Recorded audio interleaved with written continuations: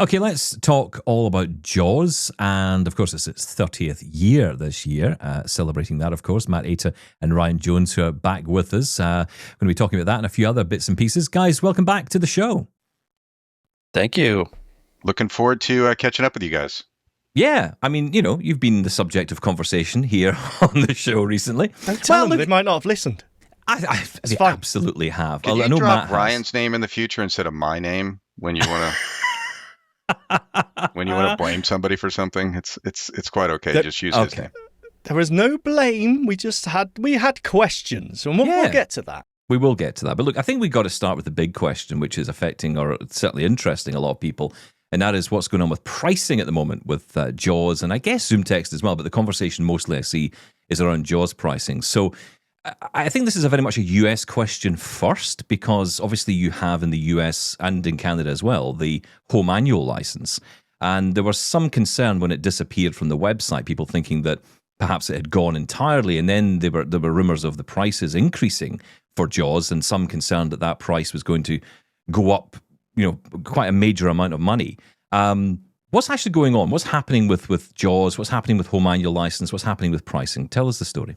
Yeah, I'll be happy to start with this. So I think, unfortunately, there was some misunderstandings that happened. So the root of this is we started to move in line with any other software, any other modern software company, in that we were trying to offer, or we're working to offer subscription options for our professional and our primary home editions. So if we take a step back and think about Jaws, ZoomText, and Fusion kind of in three main editions. You have the professional edition, the home edition, and then in the US and Canada, we have the home annual edition, which is a very specific edition for a very specific targeted group of people. And so if we think in that context, in the past, you always had, for the professional edition, which is used in the workplace, bought by employers for employees, the traditional home edition, which is generally purchased by rehabilitation agencies,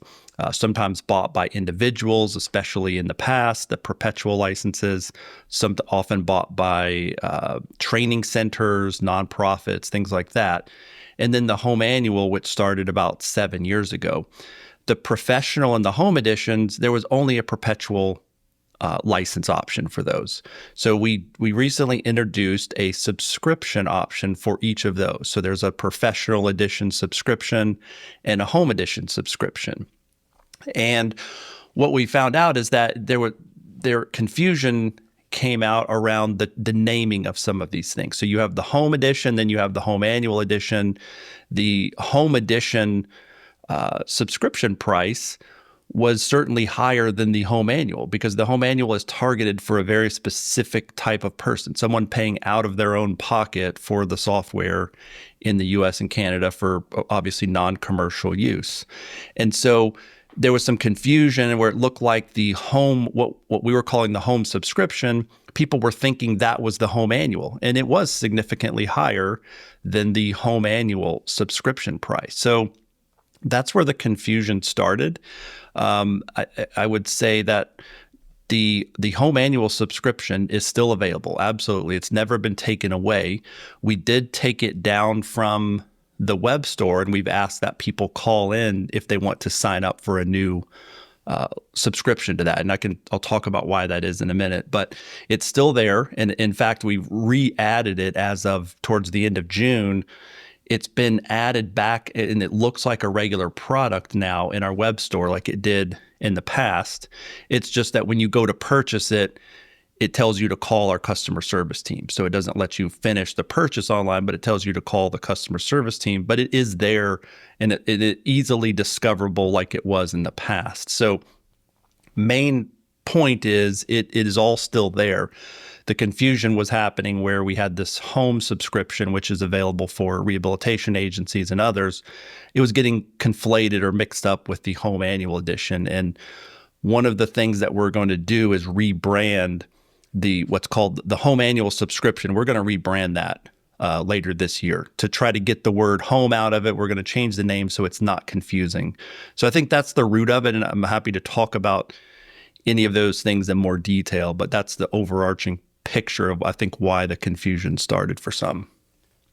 Kind Yeah, of okay. understandable, though, right? You mentioned the branding there. I got confused myself just just listening to that. It is understandable how people would get confused because it's all targeted at different levels of organization or home user or rehab, as you mentioned there, right? Yeah, exactly. That's why we've got to rebrand some of this to make it, the words and the names of it fit more and be easier to explain and discuss. There was an issue, wasn't there, with companies, or I was talking about this the other day on the show, or last week before we went on break, about the fact that there was some people who were possibly, and I mean, I'm just kind of surmising here because this is what I've heard. I think, Matt, you've talked about this on the show with us before as well. People who sometimes buy the home annual license but use it in a professional capacity. Now, it could be the case the individual buys it and then it gets expensed back by the company because they think that's a cheaper way of doing it. But that, of course, can have an impact on the rest of us who want to use the home annual license, because that's not what the home annual license is for. Yeah, absolutely. I mean, and that's one of the reasons that right now, while we're kind of working through this and trying to better understand the usage of the home annual subscription, that's why we're asking people to call in to sign up for it if you're a new customer, while we kind of work through putting some protections in place and making sure that it's being used in the right way for the people who it was designed for. While we work through that, it's just easier for us and for people signing up to call in. And we'll see if that needs to be the case longer term, or if we'll be able to put it back where it's purchasable through the web store. I'm not sure how that will play out. But I just want to also make a note for anyone who's already in the home annual program. If you already have a subscription, nothing's changing. You don't have to call in for anything. It auto renews just like any other subscription. There's nothing else to do. The caveat, the reason people have to call in is for someone who's getting a new or starting a brand new subscription to the home annual. Can we talk about pricing and increases? Because there's talk of increased pricing cost, if you like, for buying into this now for the professional, for the home edition, and for the home annual license. What's the story there?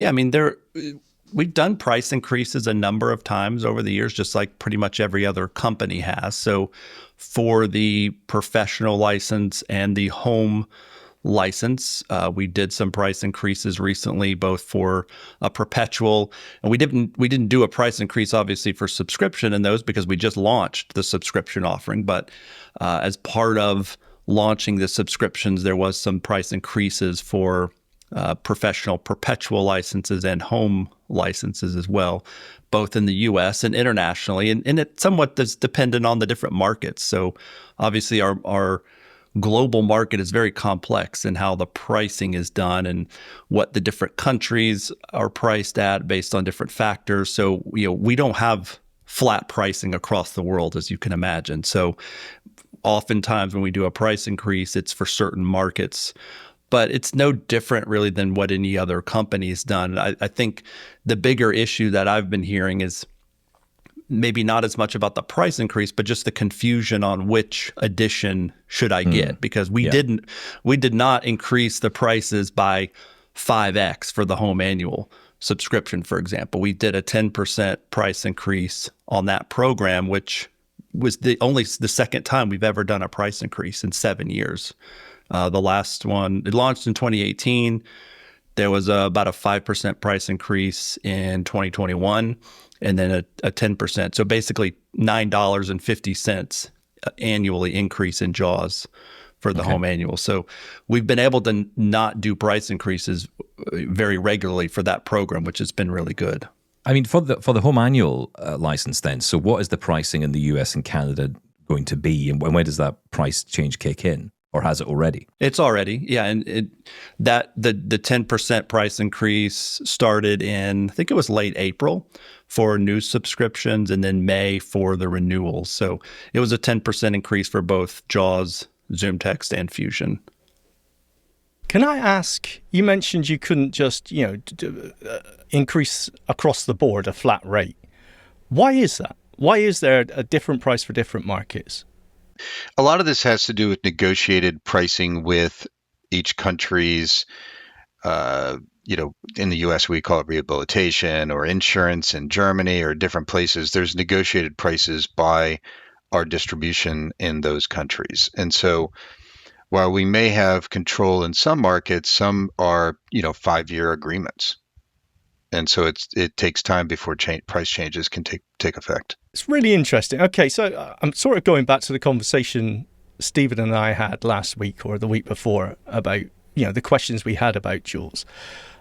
I'm wondering, you mentioned distributors in different areas. Why is that? Why can't you just run it from a centralized, you download the software from you and you buy it, like you mentioned, modern companies and subscriptions are here to stay. That's for sure.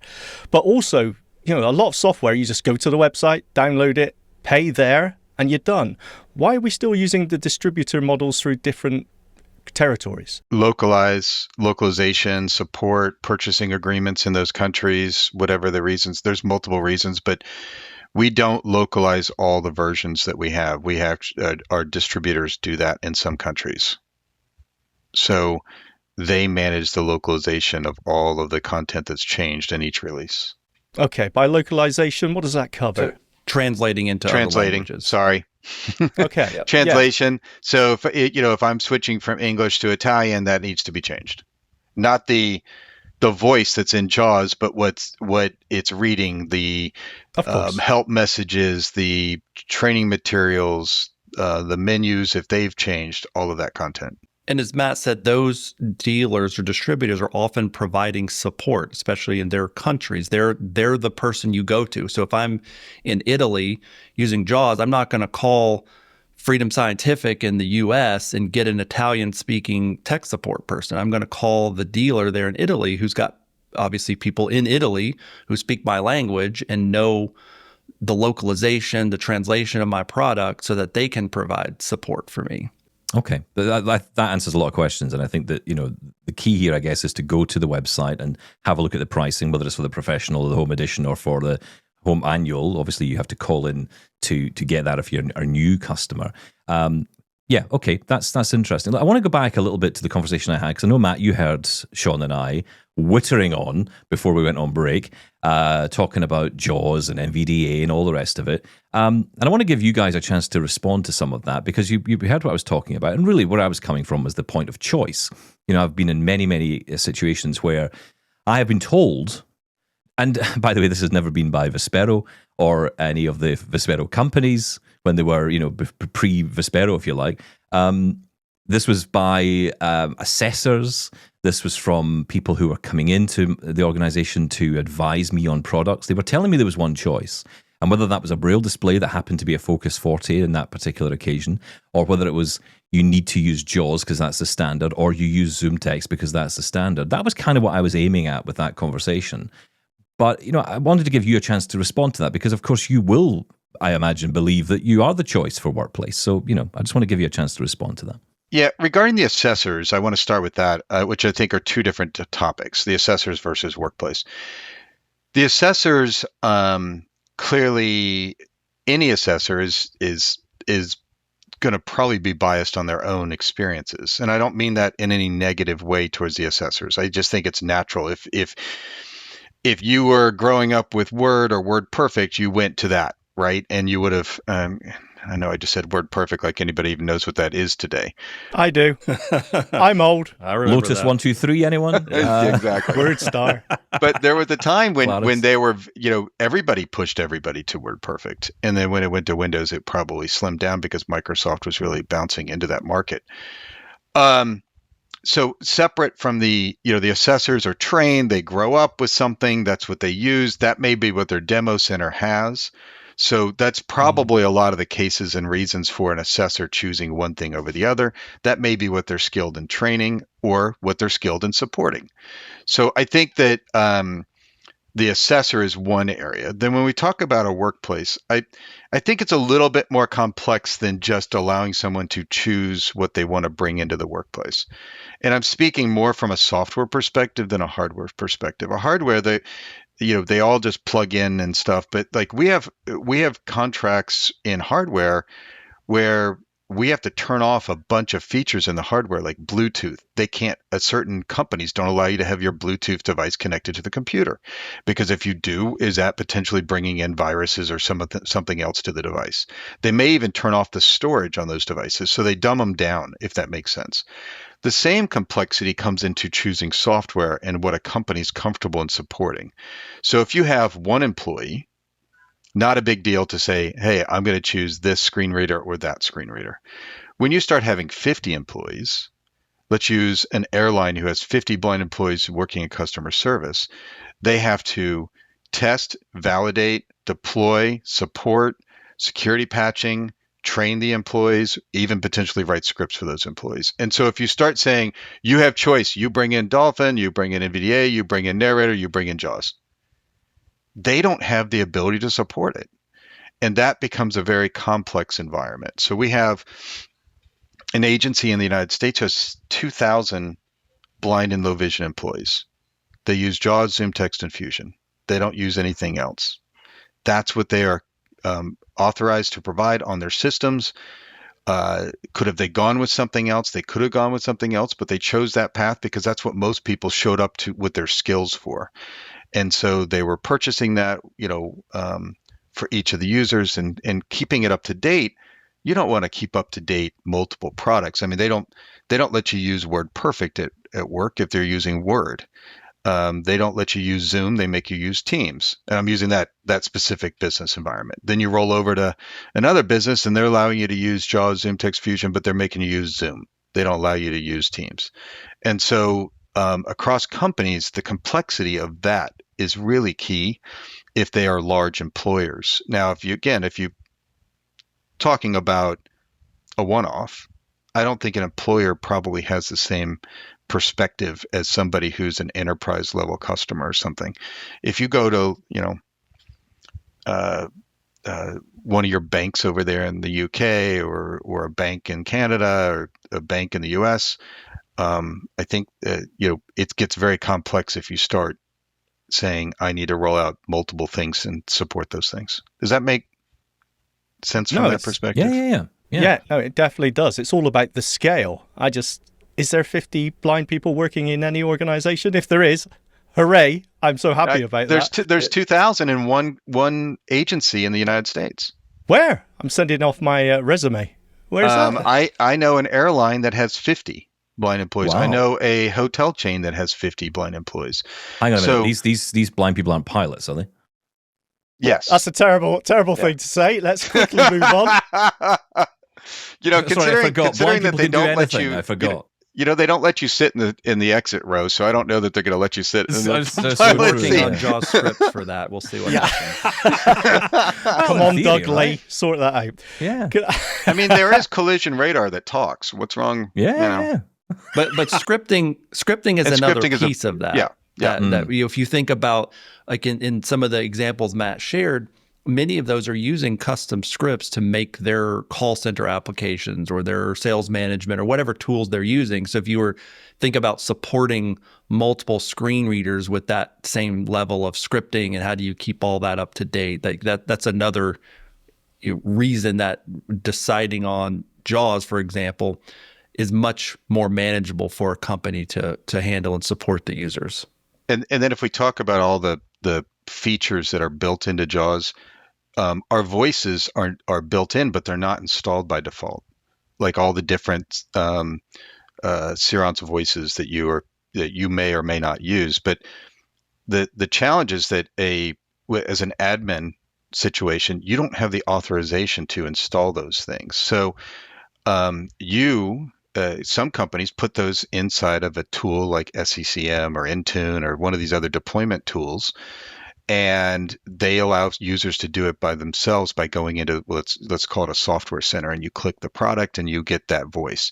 But if you try to do it yourself, it's blocked.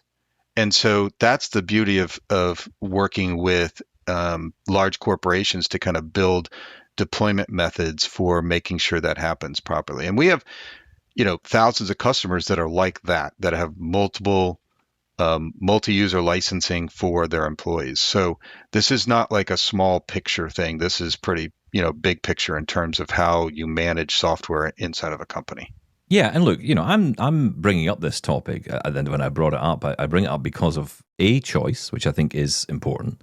I admit that there are challenges when it comes to these larger scale, and that's not really what I'm talking about. I'm talking about the example which I gave on the show, which was where someone sat in an office for the best part of 8 months trying to get funding through to get a JAWS license, and had to sit with a 40-minute version of 40-minute demo version of JAWS every day for 8 months because the organization wouldn't install anything else on their computer.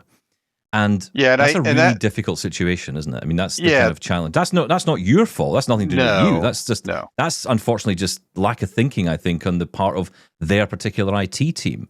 And the fact that they wouldn't open up to NVDA or even the Windows Narrator, Well, Narrator would have been built in. I would assume they could have pressed a key, but it's from our perspective, one of the things that we're very strong at is working with employers to build this into their environment. Now, that's, again, easy when you have multiple users, probably harder if it's your first time ever having a blind employee. Because usually the first question is, what is this thing? I mean, we've had, since we recorded that show, we've had a number of emails in from people who've said in my environment, they had no idea what JAWS was. They had no idea what NVDA was. It was a fight to even get a screen reader into my world because they just had no idea. Niche software. Yeah, absolutely. Right. We field security. I can't tell you how many security assessments we fill out every week from companies who are, again, not understanding what the software is, or even if they do, they require security assessments. So we have to go and prove how we're building the software, the security measures that we take into consideration when building it. So that's another area that the companies are really concerned about these days is security, and what environment are you building your software and how are you ensuring that malicious code doesn't get into our network and so on. And we have to build in. So thinking about add-ons or removals. We have features for corporations to remove features of our software that they don't want. So when you guys install JAWS, you just hit next, next, next, and it's done. But somebody may say, I don't want Picture Smart AI. Because I don't want AI on my systems. We have the ability for, people to actually turn those features off during the install process. And then, I mean, I'm not a fan of turning it off, okay? But at the same time, I'm not going to say no to a customer who may manage their systems differently. And so having all of those, all the infrastructure for employment situations is really key. And I'll be at a conference in a couple of weeks at in Orlando called Disability In, where I'm speaking. There's thousands of employers who are there doing, they're mostly accommodations people, accessibility people. And, what we have been very successful at is trying to get those companies to embed the software into their software center so that it's not hard. That example you gave, it's not that hard to push a piece of software to somebody who needs it. And we've been very successful at working with companies to do that. Well, look, it is your 30th year. Lots of celebrations, lots of cake, lots of shark-themed stuff, I imagine. I just mean the holidays. There may be a shark roaming around NFB. I'm just saying there may be a shark. That would not surprise me at all. Okay, Come take your pictures. Yeah, what's the news? What's happening this year? Because of course, I imagine we're heading up towards. Because where are we? We're in July, so we're heading up to JAWS 2026. Goodness me, how it moves on, and you'll be getting ready for, I guess, lots of interesting stuff coming out there. Obviously, you've got the 30th anniversary celebrations. Tell us what's been going on. I'll share a couple of things in it for some that may hear this before the summer conventions in the U.S., NFB and ACB. Of course, we'll be there. We will have discounts available, as we always do, for people in those organizations. So you can check our webpage for that info. But a couple of things that we'll be talking about. One, we are in the process of finishing support for multi-line Braille displays, which this is really, really cool. So this is huge. Where JAWS will work with some of the products coming onto the market, like the APH and HumanWare Monarch device, or there's several companies, Dot does this, New Haptics. There's a number of companies with multi-line Braille displays. And so JAWS will be able to support those devices and bringing multiple lines of Braille, and not just multiple lines of Braille, but structured in a way that you can now look at a spreadsheet and see how the rows and columns are lined up in Braille. These are things that we've never been able to do as screen reader users with Braille, with a single line Braille display. And so that's really exciting. We'll be showing that off. Those hardware companies will be showing that off this summer. I expect this will be a part of the product when we get into the fall of this year. The other one is there's some new AI things that we're working on that I'm looking forward to showing off in the next couple of weeks, a sneak preview. We did this last year with the FS Companion tool.